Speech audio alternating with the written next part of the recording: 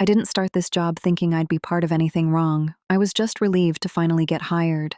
The pay was better than anything I'd had before, the interview felt normal, and everyone kept saying how lucky I was to get in when I did. I remember calling my mom after my first day and telling her, "I think this one's going to stick." The first few weeks were training, scripts, systems, role-playing. They called customers clients, and mistakes were called miscommunications. That word came up a lot, miscommunication. At the time, I didn't think much of it. The first moment something felt off came when I listened to a recorded call they played for us as an example of excellent performance. The employee on the call sounded confident, friendly, reassuring. The customer sounded hesitant, a little confused, and kept asking the same question in different ways.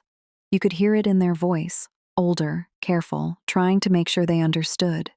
They never really got a straight answer. At the end of the call, everyone in the room clapped. I remember feeling uncomfortable, but also thinking, maybe I just don't understand the business yet. A month in, I started taking real calls, real people, and pretty quickly I noticed something I couldn't ignore. Most of them were older, not all, but enough that it stood out. Slower speech, long pauses, people apologizing for asking questions, people saying things like, "I'm not very good with this stuff," or, "Can you explain that again?" The script had answers for everything, not honest answers, safe answers, answers that technically weren't lies, but weren't the truth either. We were trained to keep talking when someone hesitated. Silence meant opportunity. Confusion meant leverage. People would say things like, "I'm on a fixed income," or, "I just get my Social Security once a month," or, "I need to check with my daughter."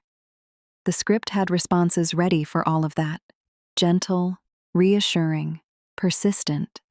That's when I realized what this really was. We weren't helping people. We were wearing them down. There was a moment that still haunts me. An older woman called in, her voice hesitant. She told me her husband had passed away recently and she was trying to handle things on her own now. She kept saying she didn't want to make a mistake. I muted my mic for a second because my chest felt tight. I wanted to tell her to hang up. I wanted to tell her to talk to her family first. Instead, I followed the script. I said the approved words. I slowed my voice the way we were trained to.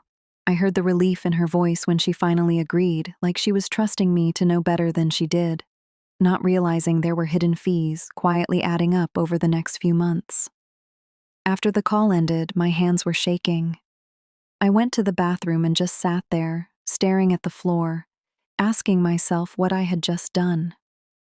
When I brought up concerns to a supervisor, they smiled. Not a comforting smile, one of those tight ones. They said, "We're not forcing anyone." People make their own choices.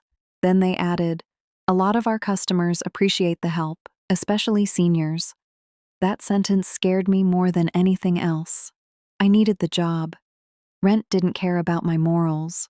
Over time, the office culture made it worse. Wins were celebrated loudly. Big screens tracked numbers like a game. The biggest reactions came from calls that took longer, the ones where the customer asked the most questions. I started noticing how often coworkers joked about long talkers or repeat explainers. No one said the word elderly, but everyone knew. The people who asked questions internally, who hesitated, didn't last long. They either quit or got pushed out quietly. No goodbyes, just gone. I started noticing patterns. The same older customers calling back, confused or upset.